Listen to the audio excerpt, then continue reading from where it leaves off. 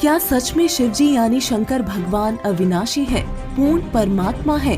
आइए आज इस बात पर विवेचन करते हैं। एक बार भस्मागिरी नाम के राक्षस ने एक पैर पर खड़े होकर खूब तप किया। तब माता पार्वती ने शिवजी से कहा कि आपका भक्त आपसे क्या मांग रहा है, वो दे दीजिए। शिवजी ने प्रसन्न होकर भस्मागिरी से पूछा कि मांग भक्त क्या मांगता है।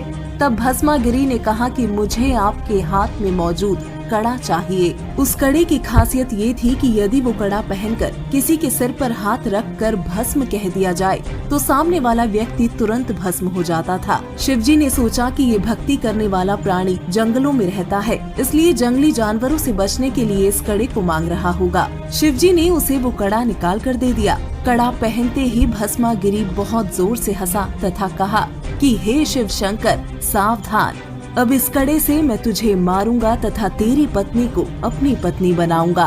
ये बात सुनकर शिवजी बहुत परेशान हो गए तथा अपनी जान बचाने के लिए दौड़ पड़े। आगे आगे शिवजी, पीछे पीछे भस्मागिरी। अंत में शिवजी की ये हालत देख भगवान विष्णु जी ने माता पार्वती रूप बनाकर भस्मागिरी को रोका तथा उससे कहा कि यदि तुम मुझे प्राप्त करना चाहते हो तो पहले मुझे नाच कर दिखाओ। भस्मागिरी बोला कि मुझे नाचना नहीं आता। पार्वती रूप में विष्णु जी बोले, मैं बताता हूँ, तुम उसी प्रकार नाचो। जैसे ही भस्मागिरी का हाथ उसके सर पर आ गया, तभी विष्णु जी ने कहा, भस्म हो जा। और भस्मागिरी उसी समय भस्म हो गया तथा उसके बाद उसका नाम भस्मासुर कहलाया।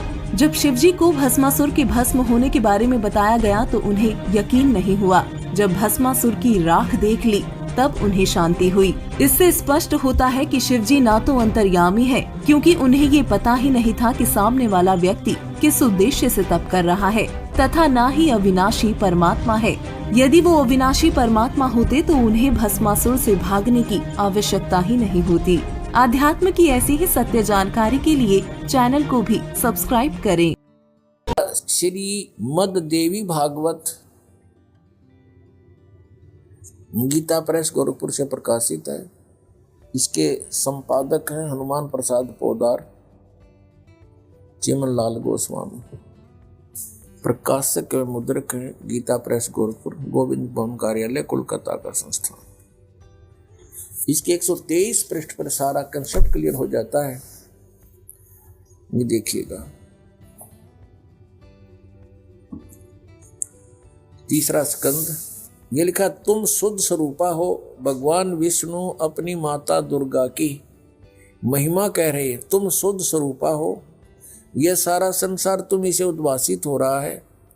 मैं, ब्रह्मा और शंकर, हम सभी तुम्हारी कृपा से विद्यमान हैं। हमारा आविर्भाव माने जन्म और तिरोभाव माने मृत्यु हुआ करता है। हमारा जन्म और मृत्यु होता है। केवल तुम ही नित्य हो, जगत जननी हो, प्रकृति और सनातनी देवी हो। स्पष्ट हो गया, ब्रह्मा विष्णु महेश का जन्म मृत्यु होता है, यह अविनाशी नहीं है।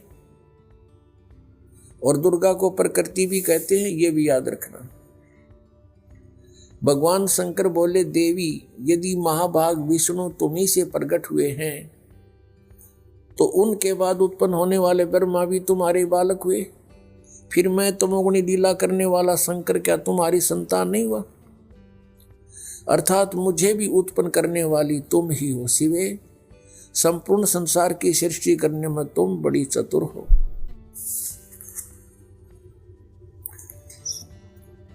इस संसार की सृष्टि, स्थिति और संहार में तुम्हारे गुण सदा समर्थ हैं।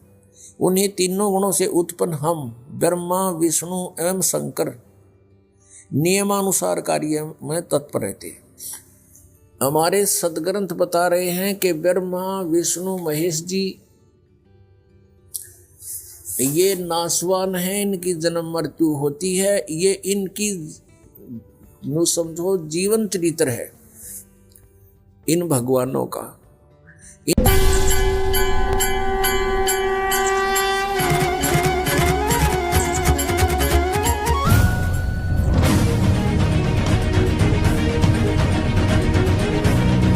पुराणों में शंकर जी को पूर्ण ब्रह्म माना है। 70,000 जब ये शंकर जी मर जाएंगे, उसके बाद एक ब्रह्मांड का विनाश होगा। वीडियो को पूरा देखने के लिए फैक्टफुल डिबेट्स यूट्यूब चैनल पर विजिट करें।